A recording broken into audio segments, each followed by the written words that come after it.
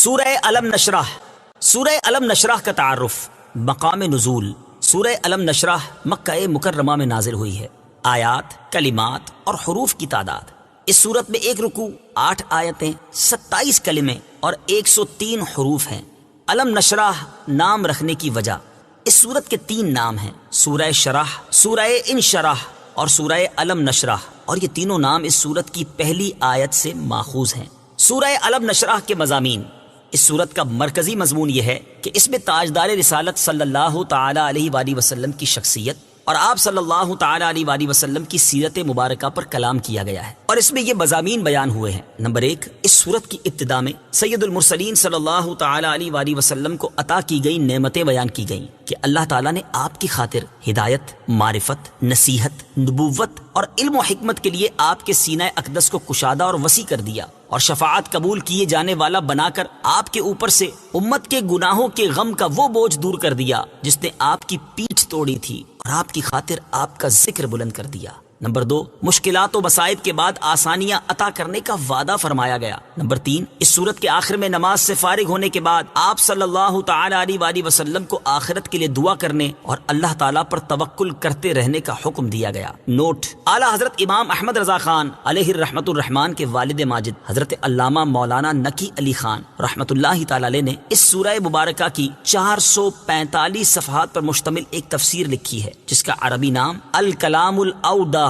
فی تفسیر علم نشرح اور اردو نام انوار جمال مصطفیٰ ہے۔ 8 آیات پر مشتمل اس سورت کی 445 صفحات تک پھیلی ہوئی اس تفسیر کو پڑھ کر قرآن پاک کی جامعیت کا کچھ اندازہ لگایا جا سکتا ہے۔ سورہ والضحیٰ کے ساتھ مناسبت: سورہ علم نشرح کی اپنے سے ماقبل سورت والضحیٰ کے ساتھ مناسبت یہ ہے کہ دونوں صورتوں میں اللہ تعالیٰ نے وہ نعمتیں بیان فرمائی ہیں جو اس نے اپنے حبیب صلی اللہ تعالی علیہ وآلہ وسلم کو عطا فرمائی ہیں۔ بسم اللہ الرحمن الرحیم۔ ترجمہ: اللہ کے نام سے شروع جو نہایت مہربان رحمت والا ہے۔ الم نشرح لک صدرک۔ ترجمہ: کیا ہم نے تمہاری خاطر تمہارا سینہ کشادہ نہ کر دیا؟ الم نشرح لک صدرک۔ کیا ہم نے تمہاری خاطر تمہارا سینہ کشادہ نہ کر دیا؟ تفسیر صراط الجنان میں ہے، اس صورت کا شان نزول یہ ہے کہ ایک روز سرکار دو عالم صلی اللہ تعالی علیہ وسلم نے بارگاہ الہی میں عرض کی، اے اللہ عز و جل، تو نے حضرت ابراہیم علیہ السلام کو اپنا خلیل ہونے کا شرف عطا فرمایا، حضرت موسیٰ علیہ السلام کو اپنے ساتھ کلام کرنے سے سرفراز کیا، حضرت ادریس علیہ السلام کو بلند مکان جنت تک رسائی دی، پہاڑوں اور لوہے کو حضرت داؤد علیہ السلام کا فرما بردار کر دیا، جنات، انسان اور تمام حیوانات حضرت سلیمان علیہ السلام کے تابع کر دیے، تو مجھے کس شرف اور کرامت سے خاص فرمایا ہے؟ اس پر یہ صورت نازل ہوئی جس میں گویا کہ ارشاد فرمایا گیا، اے حبیب صلی اللہ تعالی علیہ وآلہ وسلم، اگر ہم نے ابراہیم کو اپنا خلیل بنایا ہے تو آپ کی خاطر ہم نے آپ کا سینہ علم و حکمت اور معرفت کے نور سے کھول دیا، تاکہ مناجات کی لذت، امت کا غم، اپنی بارگاہ میں حاضری کا ذوق اور آخرت کے گھر کا شوق آپ کے دل میں سما جائے، آسمانی وحی کو اٹھانا آپ کے دل پر آسان ہو جائے، اللہ تعالیٰ کی طرف رغبت دینے کی تبلیغ کرنے پر آنے والے مصائب کو برداشت کر سکے، اور ان خوبیوں اور کرامتوں کی بدولت آپ کو وہ مقام حاصل ہو کہ حضرت ابراہیم علیہ السلام کے خلیل ہونے کو اس سے کچھ نسبت نہ رہے۔ اور اگر ہم نے حضرت موسیٰ علیہ السلام کو اپنے ساتھ ہم کلام ہونے کا شرف عطا کیا اور حضرت ادریس علیہ السلام کو بلند مکان تک رسائی عطا کی ہے، تو آپ کو اس غم سے نجات دی جو آپ کی پشت پر بہت بھاری تھا، اور آپ کو لا مقام میں بلا کر اپنے دیدار سے مشرف کیا، یہاں تک کہ ہم میں اور آپ میں ہماری شایان شان 2 کمانوں کے برابر بلکہ اس سے بھی کم فاصلہ رہ گیا، اور آسمانوں کی پوری سلطنت میں آپ کی قربت اور منزلت کا شہرہ ہو گیا۔ اگر ہم نے حضرت داؤد اور حضرت سلیمان علیہ السلام کو دنیا کی چند چیزوں پر حکومت بخشی ہے، تو آپ کو عالم علوی یعنی آسمانوں پر قدرت دی ہے کہ وہاں کے فرشتے خادموں کی طرح آپ کی بارگاہ میں حاضر رہتے ہیں، اور آپ کے سپاہیوں کی طرح آپ کے دشمنوں سے لڑتے ہیں، اور آسمانوں میں کوئی چیز ایسی نہیں ہے جو آپ کی نبوت و رسالت سے واقف نہ ہو اور آپ کے حکم سے انحراف کرے۔ اعلیٰ حضرت رحمت اللہ تعالی علیہ اللہ تعالیٰ کے حبیب صلی اللہ تعالی علیہ وآلہ وسلم کی شان بیان کرتے ہوئے فرماتے ہیں، اصالت کل، امامت کل، سیادت کل، عمارت کل، حکومت کل، ولایت کل، خدا کے یہاں تمہارے لیے فرشتے خدم، رسول حشم، تمام امم، غلام کرم، وجود و عدم، حدوث و قدم، جہاں میں عیاں تمہارے لیے، یہ طور کجا، سپہر تو کیا، کہ عرش اولا بھی دور رہا جہد سے ورا وصال ملا یہ رفعت شان تمہارے لیے۔ مفتی نعیم الدین مراد آبادی رحمت اللہ تعالی علیہ اس آیت کی تفسیر میں لکھتے ہیں، یعنی اے حبیب صلی اللہ تعالی علیہ وآلہ وسلم، ہم نے آپ کی خاطر آپ کے سینہ اقدس کو ہدایت، معرفت، نصیحت، نبوت اور علم و حکمت کے لیے کشادہ اور وسیع کر دیا، یہاں تک کہ عالم غیب اور عالم شہادت اس کی وسعت میں سما گئے اور جسمانی تعلقات روحانی انوار کے لیے مانے نہ ہو سکے، اور علوم لدنیہ، حکم الہیہ، معارف ربانیہ اور حقائق رحمانیہ آپ کے سینہ پاک میں جلوہ نما ہوئے۔ بعض مفسرین کے نزدیک اس آیت میں ظاہری طور پر سینہ مبارک کا کھلنا مراد ہے۔ احادیث میں مذکور ہے کہ ظاہری طور پر نبی کریم علیہ الصلوۃ والسلام کے سینہ مبارکہ کا کھلنا بھی بارہا ہوا، جیسے عمر مبارک کی ابتدا میں سینہ اقدس کھلا، نزول وحی کی ابتدا کے وقت اور شب معراج سینہ مبارک کھلا، اور اس کی شکل یہ تھی کہ حضرت جبریل امین علیہ الصلوۃ والسلام نے سینہ پاک کو چاک کر کے قلب مبارک نکالا اور زریں تشت میں آب زمزم سے غسل دیا اور نور و حکمت سے بھر کر اس کو اس کی جگہ پر رکھ دیا۔ آیت ألم نشرح لك صدرك سے حاصل ہونے والی معلومات، اس سے دو باتیں معلوم ہوئیں۔ نمبر ایک، دنیا کی حقارت اور آخرت کے کمال کے علم سے سینے کا کھل جانا اللہ تعالیٰ کی بہت بڑی نعمت ہے۔ ایک اور مقام پر اللہ تعالیٰ ارشاد فرماتا ہے، فمن يرد الله أن يهديه يشرح صدره للإسلام ومن يرد أن يضله يجعل صدره ضيقا حرجا كأنما يصعد في السماء۔ ترجمہ، اور جسے اللہ ہدایت دینا چاہتا ہے تو اس کا سینہ اسلام کے لیے کھول دیتا ہے، اور جسے گمراہ کرنا چاہتا ہے اس کا سینہ تنگ، بہت ہی تنگ کر دیتا ہے، گویا کہ وہ زبردستی آسمان پر چڑھ رہا ہے۔ اور حضرت عبداللہ بن مسعود رضی اللہ تعالیٰ عنہ فرماتے ہیں، تاجدار رسالت صلی اللہ تعالیٰ علیہ وآلہ وسلم نے یہ آیت تلاوت فرمائی تو صحابہ کرام نے عرض کی، اس کھولنے سے کیا مراد ہے؟ ارشاد فرمایا، اس سے مراد وہ نور ہے جو مومن کے دل میں ڈالا جاتا ہے، جس سے اس کا دل کھل جاتا ہے۔ عرض کی گئی، کیا اس کی کوئی نشانی ہے جس سے اس کی پہچان ہو سکے؟ ارشاد فرمایا، ہاں، اس کی 3 علامتیں ہیں۔ نمبر 1، آخرت کی طرف رغبت، نمبر 2، دنیا سے نفرت، اور نمبر 3، موت سے پہلے آخرت کی تیاری۔ نمبر 2، حضور اقدس صلی اللہ تعالیٰ علیہ وآلہ وسلم اللہ تعالیٰ کے ایسے حبیب ہیں کہ اللہ تعالیٰ نے بن مانگے ان کا مقدس سینہ ہدایت اور معرفت کے لیے کھول کر انہیں یہ نعمت عطا کر دی۔ ووضعنا عنك وزرك الذي أنقض ظهرك۔ ترجمہ، اور ہم نے تمہارے اوپر سے تمہارا بوجھ اتار دیا جس نے تمہاری پیٹھ توڑی تھی۔ ووضعنا عنك وزرك، اور ہم نے تمہارے اوپر سے تمہارا بوجھ اتار دیا۔ تفسیر صراط الجنان میں ہے، اس بوجھ سے کیا مراد ہے؟ اس کے بارے میں مفسرین کا ایک قول یہ ہے کہ اس سے وہ غم مراد ہے جو حضور پرنور صلی اللہ تعالیٰ علیہ وآلہ وسلم کو کفار کے ایمان نہ لانے کی وجہ سے رہتا تھا۔ دوسرا قول یہ ہے کہ اس بوجھ سے امت کے گناہوں کا غم مراد ہے جس میں آپ صلی اللہ تعالیٰ علیہ وآلہ وسلم کا قلب مبارک مشغول رہتا تھا۔ مراد یہ ہے کہ اے حبیب صلی اللہ تعالیٰ علیہ وآلہ وسلم، ہم نے آپ کو شفاعت قبول کیے جانے والا بنا کر غم کا وہ بوجھ دور کر دیا جس نے آپ کی پیٹھ توڑ دی تھی۔ حضور اقدس صلی اللہ تعالیٰ علیہ وآلہ وسلم کا غم امت کفار کے ایمان نہ لانے کی وجہ سے رسول کریم صلی اللہ تعالیٰ علیہ وسلم کو کتنا غم ہوتا تھا، اس کا اندازہ اس آیت سے لگایا جا سکتا ہے جس میں اللہ تعالیٰ نے اپنے حبیب صلی اللہ تعالیٰ علیہ وآلہ وسلم سے ارشاد فرمایا، فلعلك باخع نفسك على آثارهم إن لم يؤمنوا بهذا الحديث أسفا۔ ترجمہ، اگر وہ اس بات پر ایمان نہ لائیں تو ہو سکتا ہے کہ تم ان کے پیچھے غم کے مارے اپنی جان کو ختم کر دو۔ اور امت کے بارے میں آپ صلی اللہ تعالیٰ علیہ وآلہ وسلم کا کیا حال تھا، اس کا اندازہ اس آیت سے لگایا جا سکتا ہے۔ چنانچہ ارشاد باری تعالیٰ ہے، لقد جاءكم رسول من أنفسكم عزيز عليه ما عنتم حريص عليكم بالمؤمنين رؤوف رحيم۔ ترجمہ: بے شک تمہارے پاس تم میں سے وہ عظیم رسول تشریف لے آئے جن پر تمہارا مشقت میں پڑنا بہت بھاری گزرتا ہے، وہ تمہاری بھلائی کے نہایت چاہنے والے، مسلمانوں پر بہت مہربان، رحمت فرمانے والے ہیں۔ اور اس حدیث سے بھی اس کا اندازہ لگایا جا سکتا ہے۔ چنانچہ حضرت عبداللہ بن عمرو بن عاص رضی اللہ تعالی عنہما فرماتے ہیں کہ رسول کریم صلی اللہ تعالی علیہ وآلہ وسلم نے قرآن پاک میں سے حضرت ابراہیم علیہ السلام کے اس قول کی تلاوت فرمائی: رب إنهن أضللن كثيرا من الناس فمن تبعني فإنه مني ومن عصاني فإنك غفور رحيم۔ ترجمہ: اے میرے رب، بے شک بتوں نے بہت سے لوگوں کو گمراہ کر دیا، تو جو میرے پیچھے چلے تو بے شک وہ میرا ہے، اور جو میری نافرمانی کرے تو بے شک تو بخشنے والا مہربان ہے۔ اور وہ آیت تلاوت فرمائی جس میں حضرت عیسیٰ علیہ السلام کا یہ قول ہے: إن تعذبهم فإنهم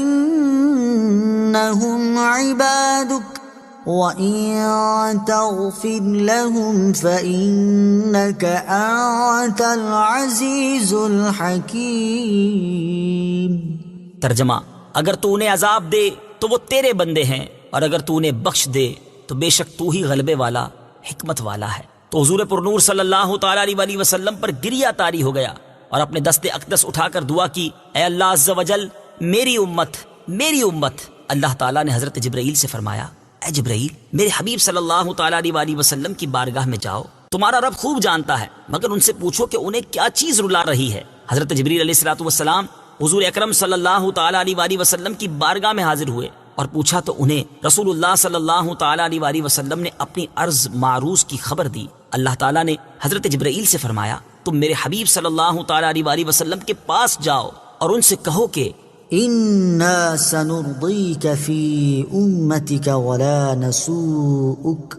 آپ کی امت کی بخشش کے معاملے میں ہم آپ کو راضی کر دیں گے اور آپ کو غمگین نہ کریں گے۔ اعلیٰ حضرت امام احمد رضا خان علی رحمت الرحمان فرماتے ہیں: جانے برادر، تو نے کبھی سنا ہے کہ جس کو تجھ سے الفت صادقہ ہے وہ تیری اچھی بات سن کر چیں بجبیں یعنی ناراض ہو اور اس کی محو یعنی ختم کرنے کی فکر میں رہے؟ اور پھر محبوب بھی کیسا، جانے ایمانو کانے احسان، جس کے جمال جہاں آرا کا نظیر کہیں نہ ملے گا، اور خامۂ قدرت یعنی تقدیر کے قلم نے اس کی تصویر بنا کر ہاتھ کھینچ لیا کہ پھر کبھی ایسا نہ لکھے گا۔ کیسا محبوب جسے اس کے مالک نے تمام جہان کے لیے رحمت بھیجا، کیسا محبوب جس نے اپنے تن پر ایک عالم کا بار اٹھا لیا، کیسا محبوب جس نے تمہارے غم میں دن کا کھانا، رات کا سونا ترک کر دیا، تم رات دن اس کی نافرمانیوں میں منہمک اور لہو و لعب میں مشغول ہو، اور وہ تمہاری بخشش کے لیے شب و روز گریاں و ملول، شب کہ اللہ عز و جل نے آسائش کے لیے بنائی، اپنے تسکین بخش پردے چھوڑے ہوئے موقوف ہے، صبح قریب ہے،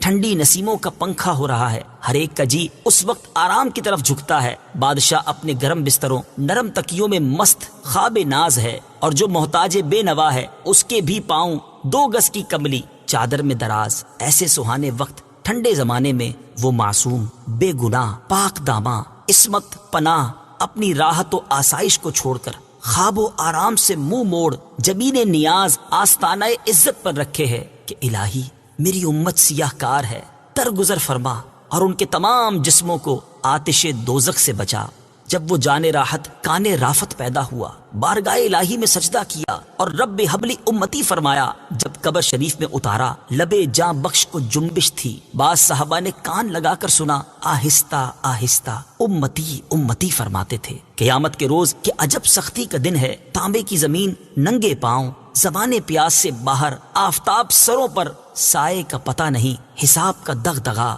ملک قہار کا سامنا، عالم اپنی فکر میں گرفتار ہوگا، مجرمان بے یار دام آفت کے گرفتار، جدھر جائیں گے سوا نفسی نفسی اذهبوا الی غیری، کچھ جواب نہ پائیں گے۔ اس وقت یہی محبوب غم گسار کام آئے گا، کفل شفاعت اس کے زور بازو سے کھل جائے گا، امامہ سر اقدس سے اتاریں گے اور سر بسجود ہو کر یا رب امتی فرمائیں گے۔ تو ایسے محبوب غم خار اور غم گسار آقا کی سچی فضیلتوں کو مٹانا اور دن رات ان کے اوصاف کی نفی کی فکر میں رہنا اور ان کی اطاعت سے منہ موڑنا اور ان کی نافرمانی پر کمر بستہ ہونا کتنی بڑی نا انصافی ہے۔ وَرَفَعْنَا لَكَ ذِكْرَكَ ترجمہ، اور ہم نے تمہاری خاطر تمہارا ذکر بلند کر دیا، ورفعنا لك ذكرك، اور ہم نے تمہاری خاطر تمہارا ذکر بلند کر دیا۔ تفسیر صراط الجنان میں ہے، مفسرین نے سید المرسلین صلی اللہ تعالی علیہ وآلہ وسلم کا ذکر بلند ہونے کی مختلف توجیحات بیان کی ہیں۔ نمبر 1، حضور پرنور صلی اللہ تعالی علیہ وآلہ وسلم کے ذکر کی بلندی یہ ہے کہ اللہ تعالیٰ نے اپنے حبیب پر ایمان لانا اور ان کی اطاعت کرنا مخلوق پر لازم کر دیا ہے، حتیٰ کہ کسی کا اللہ تعالیٰ پر ایمان لانا، اس کی وحدانیت کا اقرار کرنا اور اس کی عبادت کرنا اس وقت تک مقبول نہیں جب تک وہ تاجدار رسالت صلی اللہ تعالی علیہ وآلہ وسلم پر ایمان نہ لے آئے اور ان کی اطاعت نہ کرنے لگے۔ اللہ تعالیٰ ارشاد فرماتا ہے، من يطع الرسول فقد اطاع اللہ، ترجمہ، جس نے رسول کا حکم مانا بے شک اس نے اللہ کا حکم مانا۔ اور ارشاد فرمایا، فلا وربك لا يؤمنون حتى يحكموك فيما شجر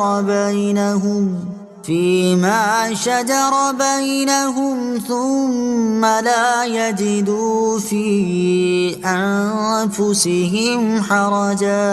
حرجا مما قضيت ويسلموا تسليما۔ ترجمہ، تو اے حبیب تمہارے رب کی قسم، یہ لوگ مسلمان نہ ہوں گے جب تک اپنے آپس کے جھگڑے میں تمہیں حاکم نہ بنا لیں، پھر جو کچھ تم حکم فرما دو اپنے دلوں میں اس سے کوئی رکاوٹ نہ پائیں اور اچھی طرح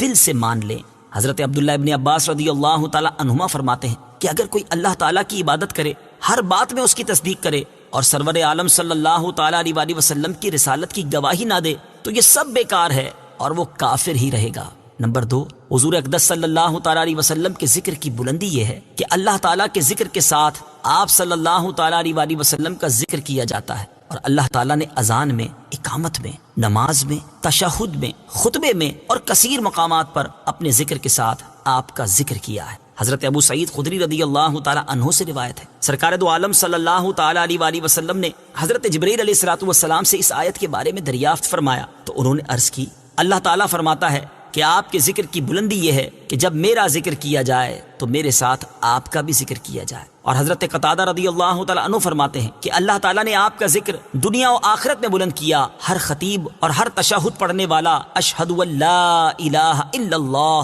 کے ساتھ اشہد ان محمد رسول اللہ پکارتا ہے۔ نمبر 3، رسول کریم صلی اللہ تعالی علیہ وآلہ وسلم کے ذکر کی بلندی یہ ہے کہ اللہ تعالیٰ نے اپنے نام کی طرف ان کے نام کی نسبت کی ہے اور نبوت و رسالت کے وصف کے ساتھ آپ صلی اللہ تعالی علیہ وآلہ وسلم کا ذکر کیا، جبکہ آپ کے علاوہ دیگر انبیاء کرام کا ذکر ان کے اسماء کے ساتھ کیا ہے۔ نمبر 4، سرکار دو عالم صلی اللہ تعالی علیہ وآلہ وسلم کے ذکر کی بلندی یہ ہے کہ اللہ تعالیٰ نے انبیاء کرام سے آپ صلی اللہ تعالی علیہ وسلم پر ایمان لانے کا عہد لیا۔ اعلیٰ حضرت امام احمد رضا خان علیہ الرحمۃ الرحمان اس آیت سے متعلق فرماتے ہیں، یعنی ارشاد ہوتا ہے، اے محبوب ہمارے، ہم نے تمہارے لیے تمہارا ذکر بلند کیا کہ جہاں ہماری یاد ہوگی تمہارا بھی چرچا ہوگا، اور ایمان بے تمہاری یاد کے ہرگز پورا نہ ہوگا۔ آسمانوں کے طبقے اور زمینوں کے پردے تمہارے نام نامی سے گونجیں گے، مؤذن اذانوں اور خطیب خطبوں اور ذاکرین اپنی مجالس اور واعظین اپنے منابر پر ہمارے ذکر کے ساتھ تمہاری یاد کریں گے۔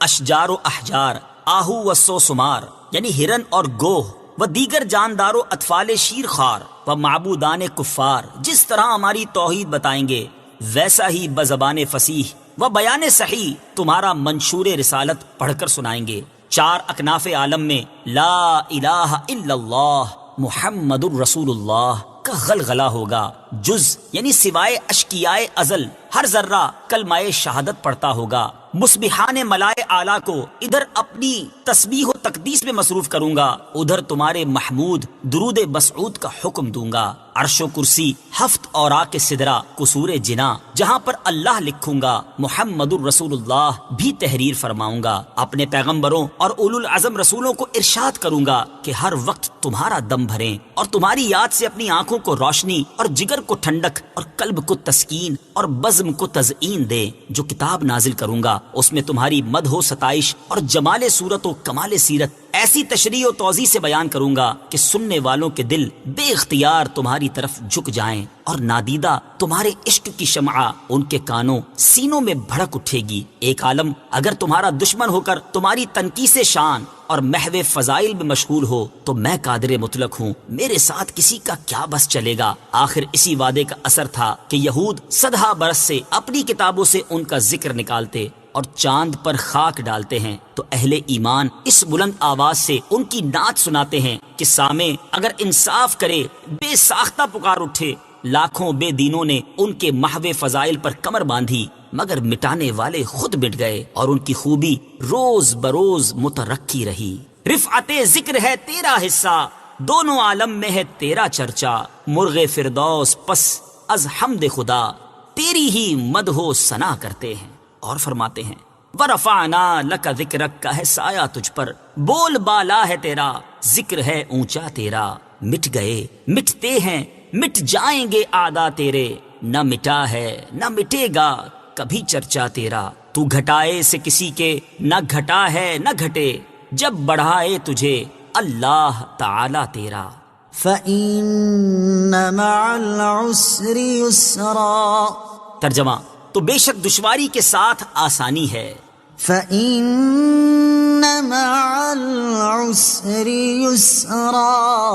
تو بے شک دشواری کے ساتھ آسانی ہے۔ تفسیر صراط الجنان میں ہے، یعنی اے حبیب صلی اللہ تعالی علیہ وآلہ وسلم، جو شدت اور سختی آپ کفار کے مقابلے میں برداشت فرما رہے ہیں، اس کے ساتھ ہی آسانی ہے کہ ہم آپ صلی اللہ تعالی علیہ وآلہ وسلم کو ان پر غلبہ عطا فرمائیں گے۔ بعض مفسرین نے فرمایا کہ مشرکین رسول کریم صلی اللہ تعالی علیہ وآلہ وسلم اور صحابہ کرام کو فقر کی وجہ سے آر دلاتے تھے، یہاں تک کہ نبی کریم صلی اللہ تعالی علیہ وآلہ وسلم کو یہ گمان ہوا کہ مسلمانوں کی تنگ دستی ان کفار کے اسلام قبول کرنے میں رکاوٹ ہے۔ اس پر اللہ تعالیٰ نے اپنے حبیب صلی اللہ تعالی علیہ وآلہ وسلم کو تسلی دیتے ہوئے فرمایا کہ اے حبیب صلی اللہ تعالی علیہ وآلہ وسلم، آپ ان کافروں کی باتوں سے غم زدہ نہ ہوں، عن قریب تنگ دستی کی یہ دشواری ختم ہو جائے گی۔ مشکلات سے گھبرانا نہیں چاہیے۔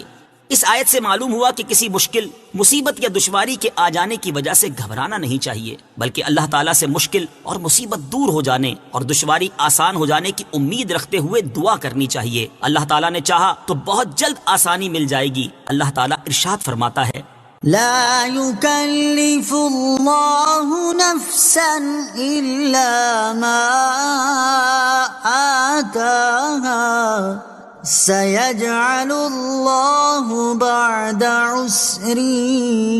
يسرا۔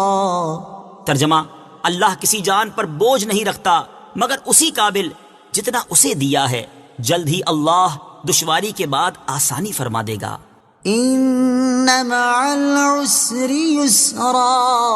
ترجمہ بے شک دشواری کے ساتھ آسانی ہے۔ ان مع العسر يسرا، بے شک دشواری کے ساتھ آسانی ہے۔ تفسیر صراط الجنان میں ہے، اس آیت کو دوبارہ ذکر کرنے سے معلوم ہوا کہ ایک تنگی کے بعد دو سہولتیں اور آسانیاں ہیں۔ حضرت حسن رضی اللہ تعالی عنہ فرماتے ہیں، ایک دن نبی کریم صلی اللہ تعالی علیہ وآلہ وسلم اپنے کاشانہ اقدس سے خوشی اور سرور کی حالت میں مسکراتے ہوئے باہر تشریف لائے اور ارشاد فرمایا، ایک تنگی دو آسانیوں پر ہرگز غالب نہیں آئے گی، تو بے شک دشواری کے ساتھ آسانی ہے، بے شک دشواری کے ساتھ آسانی ہے۔ فَإِذَا فَرَغْتَ فَانصَبْ، ترجمہ تو جب تم فارغ ہو تو محنت کرو۔ فَإِذَا فَرَغْتَ فَانصَبْ،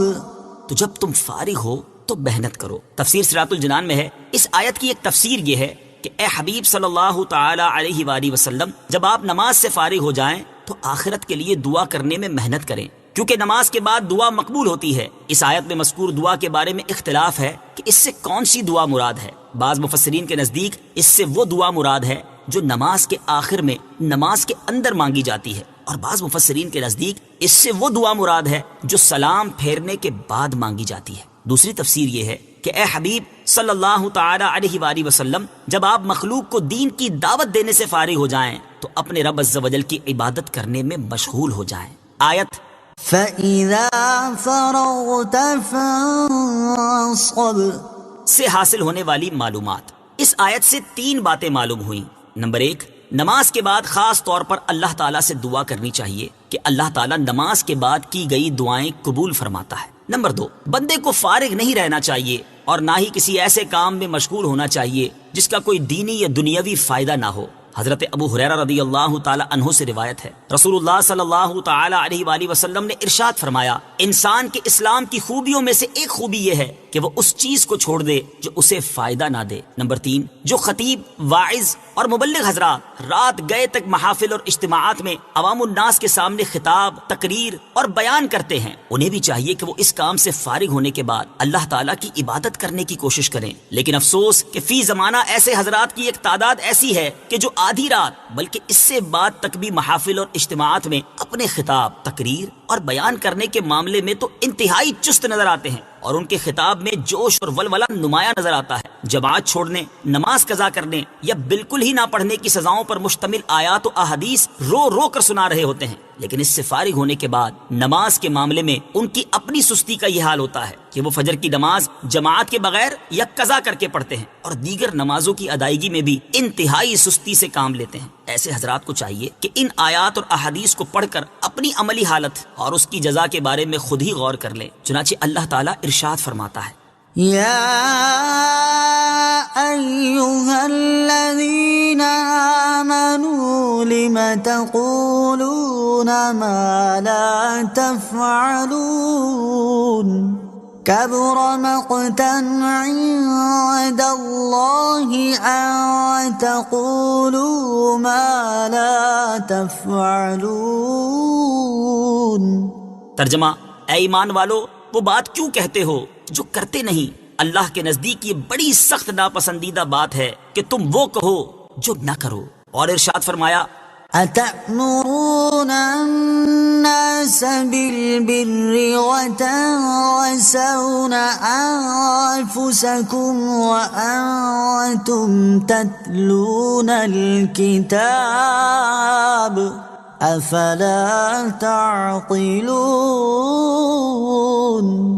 ترجمہ، کیا تم لوگوں کو بھلائی کا حکم دیتے ہو اور اپنے آپ کو بھولتے ہو حالانکہ تم کتاب پڑھتے ہو؟ تو کیا تمہیں عقل نہیں؟ اور حضرت اسامہ رضی اللہ تعالی عنہ سے روایت ہے، بخاری شریف کی حدیث ہے، رسول اللہ صلی اللہ تعالی علیہ وسلم نے ارشاد فرمایا، قیامت کے دن ایک شخص کو لایا جائے گا، پھر اس کو دوزخ میں ڈال دیا جائے گا، یہاں تک کہ اس کی انتڑیاں دوزخ میں بکھر جائیں گی اور وہ اس طرح گردش کر رہا ہوگا جس طرح چکی کے گرد گدھا گردش کرتا ہے۔ جہنمی اس کے گرد جمع ہو کر اس سے کہیں گے، اے فلاں، کیا بات ہے؟ تم تو ہم کو نیکی کی دعوت دیتے اور برائی سے منع کرتے تھے اور تم یہاں عذاب میں مبتلا ہو۔ وہ کہے گا، میں تم کو نیکی کی دعوت دیتا تھا اور خود نیک کام نہیں کرتا تھا، اور میں تم کو تو برائی سے روکتا تھا لیکن خود برے کام کرتا تھا۔ اور حضرت انس بن مالک رضی اللہ تعالی عنہ سے روایت ہے، حضور اقدس صلی اللہ تعالی علیہ وسلم نے ارشاد فرمایا، شب معراج میرا گزر ایسے لوگوں کے پاس سے ہوا جن کے ہونٹ آگ کی کینچیوں سے کاٹے جا رہے تھے، جب بھی ان کو کاٹا جاتا تو وہ دوبارہ جڑ جاتے اور پھر ان کو کاٹا جاتا۔ میں نے پوچھا، اے جبرائیل علیہ السلام، یہ کون لوگ ہیں؟ انہوں نے عرض کی، یہ آپ کی امت کے وہ خطیب ہیں جو لوگوں کو تو نیکی کی دعوت دیتے تھے لیکن اپنی جانوں کو بھول جاتے تھے، حالانکہ وہ قرآن کی تلاوت کرتے تھے، کیا وہ عقل نہیں رکھتے تھے؟ وَإِلَىٰ رَبِّكَ فَارْغَب۔ ترجمہ، اور اپنے رب ہی کی طرف رغبت رکھو۔ وَإِلَىٰ رَبِّكَ فَارْغَب، اور اپنے رب ہی کی طرف رغبت رکھو۔ تفسیر صراط الجنان میں ہے، یعنی اے حبیب صلی اللہ تعالی علیہ وآلہ وسلم، آپ خاص طور پر اپنے رب عز و جل کی طرف رغبت رکھیں، اسی کے فضل کے طالب رہیں اور اسی پر توکل کریں۔ اللہ تعالیٰ پر توکل کرنے اور اس کا فضل مانگنے کی ترغیب اس آیت سے معلوم ہوا کہ ہر مسلمان کو چاہیے کہ وہ اللہ تعالیٰ پر توکل کرے اور اللہ تعالیٰ سے اس کا فضل مانگے۔ ایک اور مقام پر اللہ تعالیٰ ارشاد فرماتا ہے، وَعَلَى اللَّهِ فَلْيَتَوَكَّلِ الْمُؤْمِنُونَ۔